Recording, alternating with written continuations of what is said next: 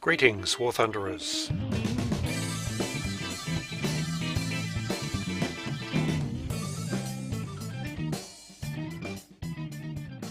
This is Longshot with you again, with a guide to flying the Nakajima Ki-84 Ko-Hayate in arcade.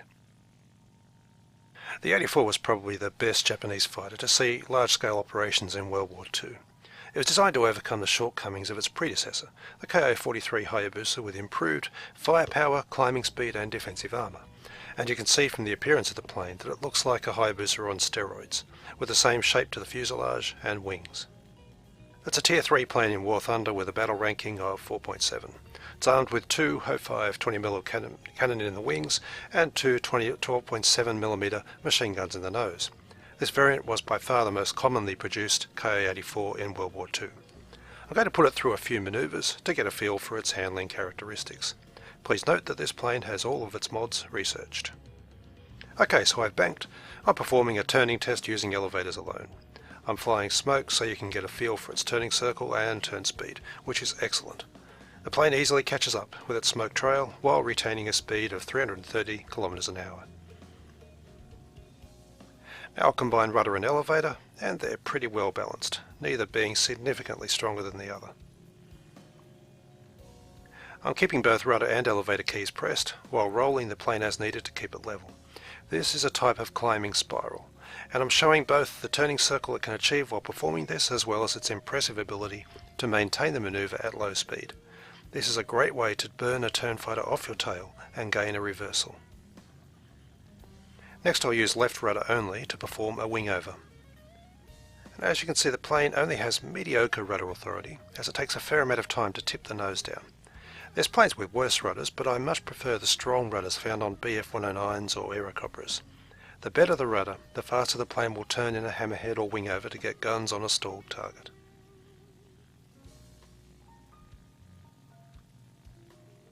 And speaking of hammerheads, let's try one now. The plane's nice and stable as it flips over, but it took 4 crucial seconds to do so, which may be enough to allow a target to recover and escape. Anyway, I'll keep the dive going and test its roll speed, which is quite fast, and remains so until around 600 km an hour when it starts to stiffen up, but even then it's quite acceptable. Now into a zoom climb, and I'll see how much of that altitude I'm able to recover. I started my dive at 2,700 meters. The low point of the dive was 950, using WEP to climb as hard as possible. The WEP will expire at around 2,500, but I make it to over 3,000 before I have to exit the climb. So the plane's capable of regaining at least 2 kilometers of an altitude in a zoom climb, which means you want to dive on targets no further than 2 kilometers below you. Anyway, enough with the testing. It's time to take it to battle, where I'll begin by showing how the plane performs at stock level. Immediately after spawning, I am of course going to climb. The Hayate has quite a low wing loading, which means it climbs best at a relatively low speed, between 240 and 260 km an hour. However, at stock level I prefer to keep the speed a little higher in case I needed to manoeuvre. I'm also climbing sideways to the battle, as I need to be at good altitude before coming into contact with enemy planes. The first wet period will get you to around 2,900 meters before it conks out. Looking around, I can see there's several enemy planes climbing directly toward me, but with a shortened spotting range in 1.43, I can't be sure that there aren't higher planes flying sideways to the battle as I'm doing. Unless you have a plane that climbs like an absolute rocket compared to everyone else, it's always wise to avoid that initial merge with its associated head-ons.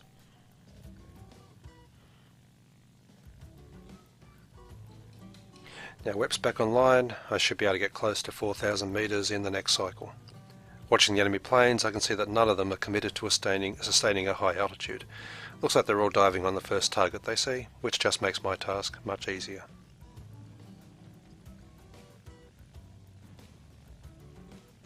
In real life, this plane, like the Focke-Wulf A series, was not a great performer at high altitude, but was very effective at low to mid altitudes.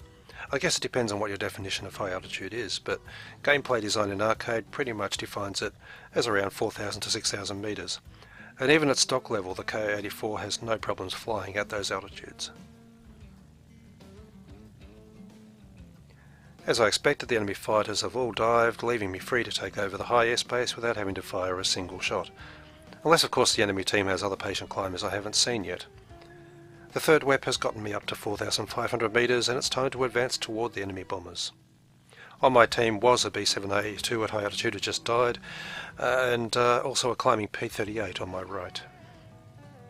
I'm lining up the PBY for a head-on attack, while keeping an eye on the fighters below in case any of them regret their initial decision to dive and try to climb and regain the altitude that they squandered.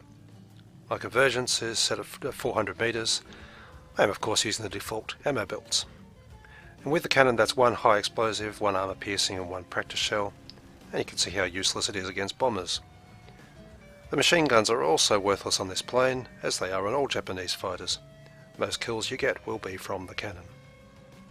Coming back for another pass, but I'm too close. I can only squeeze off a brief burst that again does no real damage. Now the P-38 will be in firing range and his weapons are far more effective than mine, so he'll get the kill.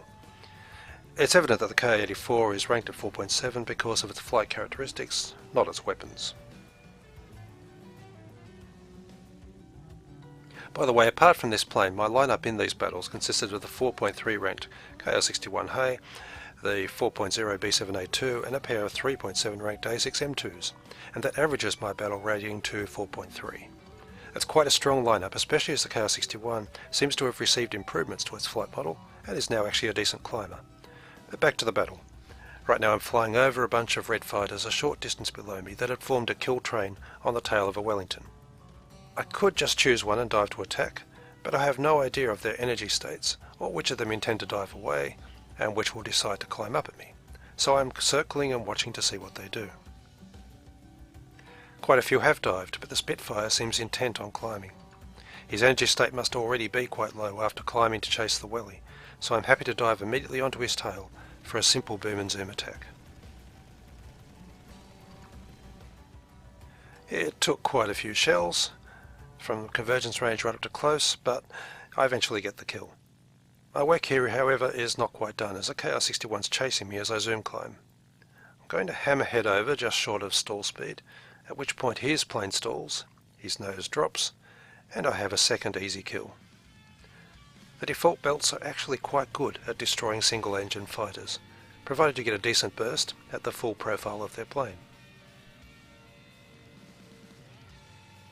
Climbing again in case there's other enemy fighters in the area, and looking around I can see a Yak-1 approaching. I have a good altitude advantage over him, so there's no need to climb too far. I'm going to fly back across his line of flight over the top, which makes it hard for him to keep his eyes on me. Also makes him probably think I'm not going to attack, so he keeps on climbing. This lets me swoop down behind, with no risk of meeting him head on. Now at this point he may have lived if he'd performed an emergency dive, but he chose simply to brake to the right, which in his low energy state was nowhere near enough, and I had a lovely shot at convergence. Does this look or feel like a stock plane flying? Absolutely not. It took a little while to get up to this altitude after spawn, but once up here the plane feels untouchable. It has no problems tracking targets in a diving attack. It had more than enough power to rope it up the Ki-61 that climbed after me, and basically it's performing extremely well. Anyway, right now Kate Upton's climbing up in a Yak-9T, and a lower BF-110 is also approaching. The Yak's close enough that it looks like it could get guns on me, so I'm lifting up into a climb with WEP to keep it at long range. But I've left her actually a bit too far behind in doing that, so I now need to circle around and see whether she's going to try and climb again, or if she's going to give up and run away, and it looks like she might be doing that. So I'm looking to switch on to the BF-110.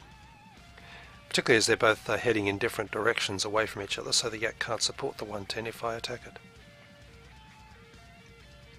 And the 110 pilot's pushed his plane far too hard. He's lost all of his energy. Tries to turn and evade, but that just presents a full target to my guns. Now where's Kate? Still following me, but nearly 3 kilometers behind, and I have an altitude advantage still. I have to watch my speed, as it would be silly to stall my plane right now. We both kept climbing, which I'll skip over, and then Kate did try to engage me again, having been unable to match the climbing ability of my stock level Hayate. And this is almost a replay of her first attempt. She approaches and tries to climb straight at me. I respond by climbing as well. She seems a bit close for comfort, so I zigzag a bit, but I needn't have worried. She hasn't the energy to keep the nose up. Seeing that's the case, I'm deploying combat flaps to improve my handling and drop into an attack. catching her with a nice deflection shot as she hangs there at low speed and unable to maneuver. And that was 5 easy energy-based kills, and quite frankly, it was a lot of fun pulling them off. Now every fighter plane has what I call a bread and butter way of getting kills. That's something that nets you easy victories that you can perform over and over again. And in the case of the Hayate, it's diving attacks, or boom and zoom as they're often called. Its excellent high-speed maneuverability and its strong climb rate both make it ideally suited for this role. I'll show you a brief series of such attacks from a variety of battles, most using the default ammo belt. And the rules are simple. Firstly, your target must be no further than 2 kilometers beneath you. Secondly, you must have a clear exit path free of enemies who might attack as you climb.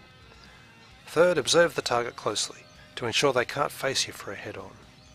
Fourth, engage with a carefully aimed shot at convergence. Fifth, if the target dives, immediately break off. And sixth, no matter what the outcome, always return back to your starting altitude. Never hang around down there to dogfight. That last point is the first lesson new pilots must learn if they want to master this simple aspect of energy fighting. You must have discipline never to follow the target if you fail to get the kill. More important than the kill is keeping your altitude and energy advantage, which you've worked so hard to obtain in the first place. It tips the odds so strongly in your favour and basically makes every engagement an unfair fight. So you must preserve it, never throw it away. With an altitude advantage you can hold multiple enemy fighters at bay and score numerous kills which you could never do if you fought them on equal terms. In these examples I'm preferencing targets who are moving more slowly, especially if they're climbing. And I'm not selecting a target if they're unaware of me, as to do so would alert them to my presence with a flashing light on their minimap. Many of these pilots would have had no idea they were under attack until it was far too late. In this example I've already zoom climbed after killing an LA-5, and I saw a climbing Yak 9 that another friendly must have spotted and thus made visible to me through the cloud. I'm just going to wait up here till he's within range, and then I'll dive in and deal with him as well. Now he vanishes, but reappears. Yes, he's definitely climbing. So in we go. Now I can't see what angle he's actually flying at, so I'm flying in on faith. And as it turns out my angle's all wrong, and I need the rudder to actually adjust my aim, and it does so brilliantly.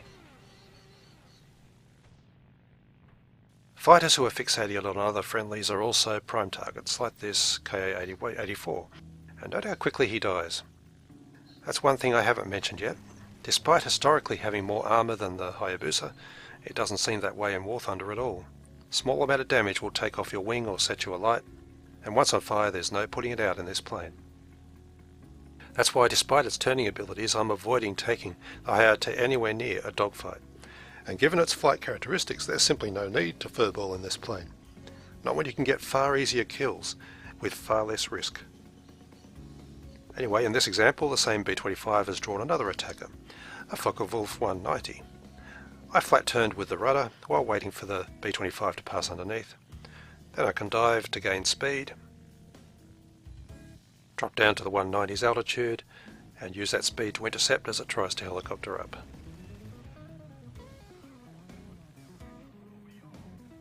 One thing to be wary of is the revenge bomber. Here's someone spawned in a B-7A2 trying to clear us all away from high altitude. This plane has zero-like handling characteristics and 2 20mm cannons, so it must be respected. I'm being careful. I flew away from him while climbing, and then a friendly 109 who I was working with dived in to attack.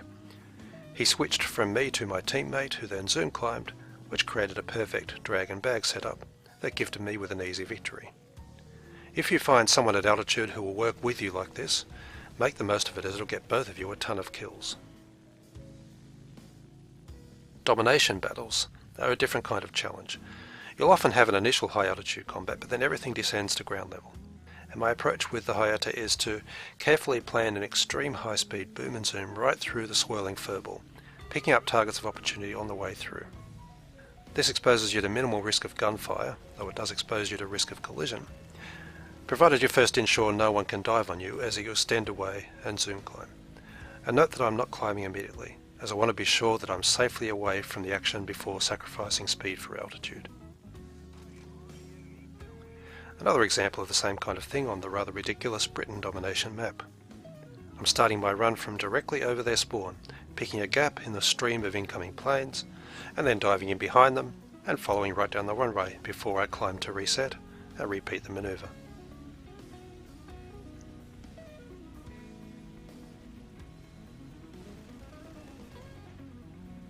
I would have had 3 kills in this run if the Ki-84 hadn't crashed. And that's just so easy. Travelling over 700 kilometers an hour, the plane is very easy to get to adjust its aim. It's one thing though to dive and attack targets that are either ignoring you or unaware of you. It's another matter entirely when they have you targeted. If you dive to attack such a pilot, they'll either see you coming and evade you, or turn to face you head on in your dive. To defeat planes in this scenario, you need to use their greed and aggressiveness against them, inducing them to fritter away their energy and perhaps even stall their plane entirely. A low energy plane cannot maneuver either to attack you or to evade, and they present an ideal slow moving target. I've already shown you a few examples of how to do this in the Hayate early on, but I've several others I want to run through. Here an MC-200 followed me in my zoom climb, and being a far less powerful plane, he stalled quite early. He's now recovered enough speed to dodge my diving attack. So I'm going to zoom climb again. Now he's already shown that he's an aggressive pilot by the way he sprayed at me from long range before stalling, and I know he's likely to try it again. So this time I'm going to quickly wing over to attack. I want to catch him in a low energy state before he has a chance to recover. I carefully position the plane so I'm approaching from behind him with my wings aligned to his heading.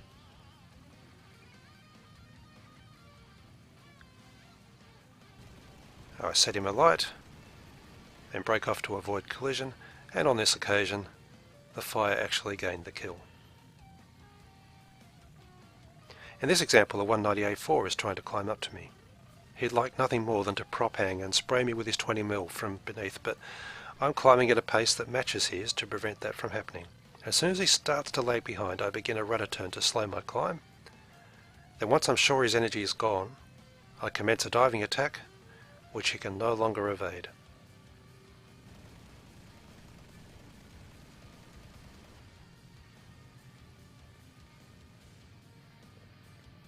These simple manoeuvres to get opponents into a low energy state are just as important as boom and zoom attacks. There's no way you can safely dive at someone who's aggressively trying to fly right at you. But if you get them nice and slow, you can choose an angle of attack that minimises your risk and gives you the best possible gun solution. Here I'm approaching the enemy spawn in a domination game. A 109 spotted me and he's climbing at me, which is of course what I wanted to happen. I have an easy kill once he's stalled. Often another opponent will see you doing this and then follow you up in your zoom climb, and you can repeat the process again and again.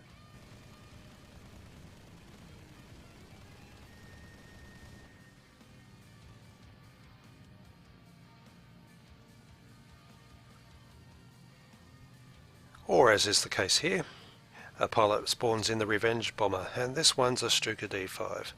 It's on the same altitude as me at a similar speed. I'm going to perform what I've described in my energy maneuvers video as a climbing pursuit or climbing turn. My plane's a superior climber to his, indeed I could easily just run away if I wanted, but I'm going to gently climb and make a slight turn as I do so, which keeps the distance to him nice and close. I'm going to gradually increase that turn bit by bit as I continue to climb. That'll allow him to catch up to me and keep him interested.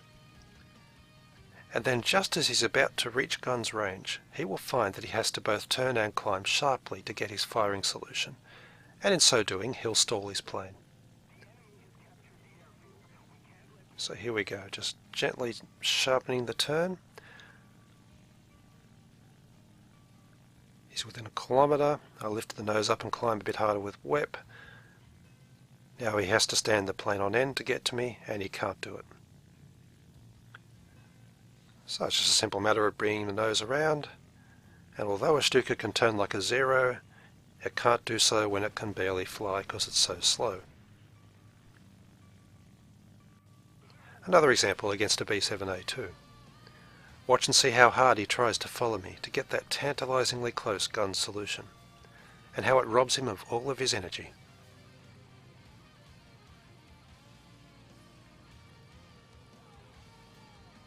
Just watch his nose, drops right there. And now I have all the time in the world to deploy flaps, turn the plane, raise the flaps, close into convergence range, and finish him off.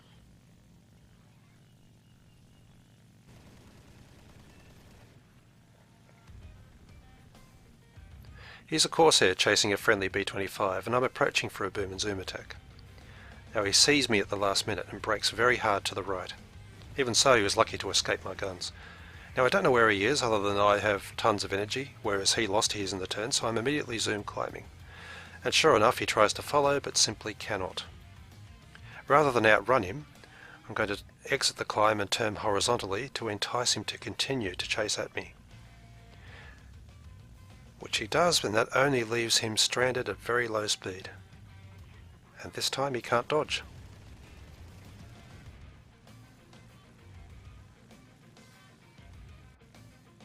You may have heard the phrase keeping the fight in the vertical, and this is what it means in the Hayate. I'm not engaging in turn fights, nor in looping dogfights. The Ki-84 can certainly do both those things very well, but they have greater risk associated with them, and quite simply, why bother taking that risk when you can get kills far more safely by simply keeping opponents at arm's length and starving them of speed.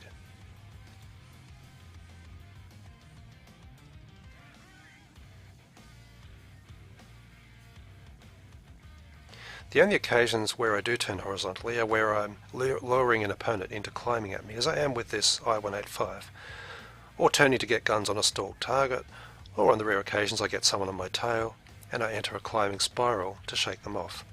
I use flat rudder turns out of preference, as it's easier to watch the enemy below, and they give me the option of climbing as I turn. By hanging above the I-185, I encouraged him to prop hang and basically commit suicide. You're using people's greed and aggression against them.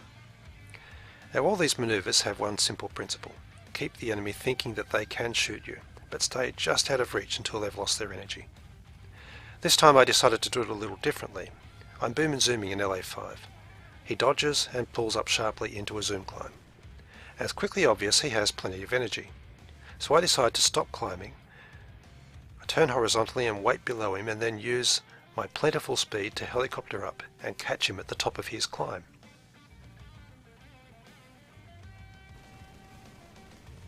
He was very lucky to survive that, and could possibly have escaped by diving right now, but he tried a weak scissors and paid the price. Anyway, here's one thing I haven't shown you much of all of yet, and that's hunting bombers. And there's a couple of reasons why. Even when you have offensive ammo belts, and by the way I find the universal belt the most effective, it's very hard to kill bombers in this plane. There will be the odd instance where you finish them in a single pass, as I do with this year. But most of the time, you'll be making attack after attack after attack with little to show for it. The other reason is the fragility of the Ki-84 and its extreme vulnerability to fire. Every time you make an attacking pass on a bomber, you're taking your life in your hands. Therefore your attacks must be at high speed, which of course decreases your firing window and reduces your chance of bringing them down. Now I broke all of those rules in attacking that year and heard several bullets hit me, any one of which could have ripped off a wing. Even so, I failed to do more than scratch his pate. The guns that work so well on fighters rarely prove effective against most planes with 2 or more engines.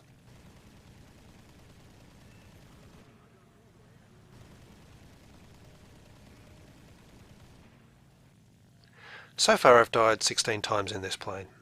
Some were from making a mistake and being bounced by fighters, some were from ramming planes or their wreckage in a boom and zoom attack, and some from network disconnections, but at least half were from bomber gunners. Apart from the disconnections, every other death was in some way my own fault, but the bomber gunner kills were not. The only way I could avoid them is by not attacking the bombers to begin with.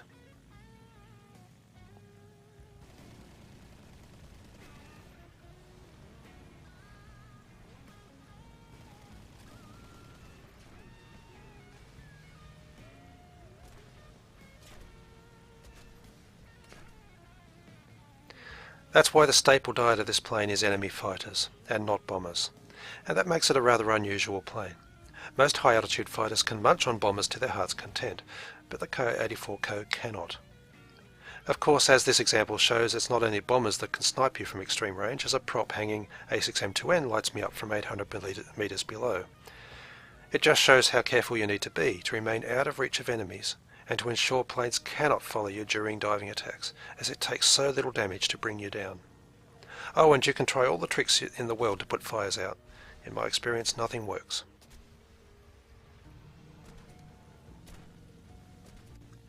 Here are other factors that inhibit the usefulness of this plane. I'm climbing to altitude through cloud here that started at 1500 metres and ends at 4000 metres. When I arrive above it, there are no enemies to be seen, and nor will there be for the entire battle. Now I have a choice of either diving into the furball below or circling up here getting frustrated. Neither option is very appealing. Cloud thunder basically makes this plane redundant. And that's not all. At an average BR of 4.3, you're on the edge of bomber spam territory. I found that about 2 out of 10 battles are afflicted by this, and what's worse is when they're one-sided, as this one is. The opposing team barely even tried to contest high altitude and only spawned one bomber, which has quickly been shot down. For the rest of the battle they spawn only fighters or attackers, which quickly dive down to ground level. Meanwhile, my team has 3 heroic heavy bombers, a G5N and 2 B-17s, who high-five each other in the chat as they circle bases from 6,000 metres, space-barring an end to the battle within 5 minutes.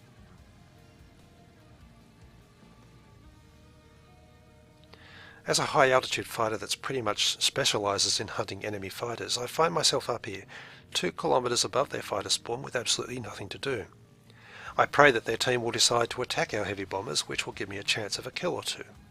Alternately, I could start pressing lower, which with the amount of time left in the battle isn't really worth the significant risk involved. So 2 from 10 battles will be lost to bomber spam, another 4 from 10 ruined by thick cloud or just no one climbing above 1,000 metres. That still leaves, though, 4 out of 10 battles where this plane has a chance to really shine. And if you think its performance has been impressive so far, wait till you see it flying with fuel injection. Now, every example I've shown you until now has been with the plane at or near stock level. With fuel injection it makes a sudden leap forward, or perhaps I should say upwards. Now it will reach 3,300 metres in the first WEP, and 4,500 metres in the second. That's an altitude it previously took 3 WEP cycles to reach. Very few planes around this battle rating can climb that quickly. In fact, I've only seen P-38s and the very occasional Bearcat challenging me for mastery of high altitude, and it's rare that either presents a real threat. P-63s are capable of climbing that fast, but rarely do, in my experience, and they usually dive for the first bomber they see.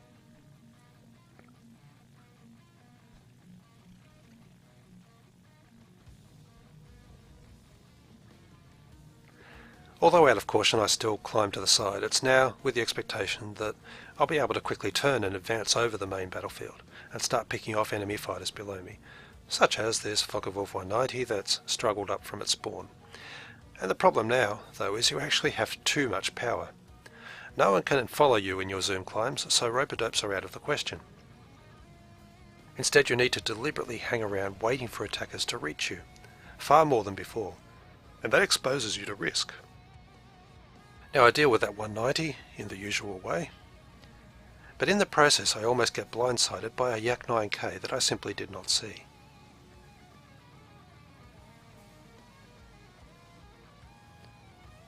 In retrospect you can see his dot on the radar advancing. It disappears because he's behind me.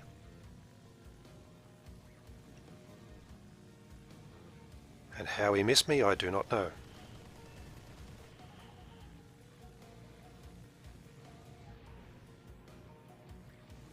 Until you get used to it, the boosts to your performance make you take risks that you wouldn't have previously considered, and that makes you vulnerable. I had to resist the temptation to throw away all of my strategies and try to run up large kill counts that I felt that the plane now deserved. Whenever I did so, I was indeed bounced and made to pay for my presumption. Anyway, here are 190 pilots returned in the obligatory Revenge D5, and now I need very little subtlety in stalling him out and securing the kill. IHT outperforms the Stuka by a ridiculous margin. It's a similar story with this rocket-equipped I-16 looking for a head-on, and the Yak-7 in which it came looking for me later on. And while that's happening, I guess I should summarise. When I started recording footage for this video, I'd already flown the Ki-84 19 times, but I'd struggled. And back then the Ho-5s were very ineffective, and I found myself taking risks out of frustration. Eventually I put the plane in mothballs. But in the 29 flyouts since then, I've shot down another 102 planes, an average of just over 3 kills a battle, and died 5 times. The highest number of kills I've achieved in a single battle so far is 9. There are plenty more adventurous and skilled pilots who'll doubtless do better than I have, but the main point is that this plane is just enormously enjoyable to fly despite its highly focused role as a fighter hunter. This guy quickly gets onto my tail as I zoom climb, but simply cannot hang with me as I turn that into a climbing spiral. In his effort to follow, he ends up stalling his plane.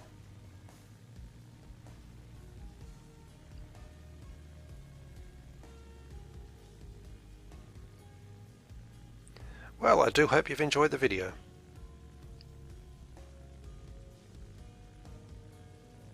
I certainly enjoyed making it. And until the next one, I'll see you in the skies.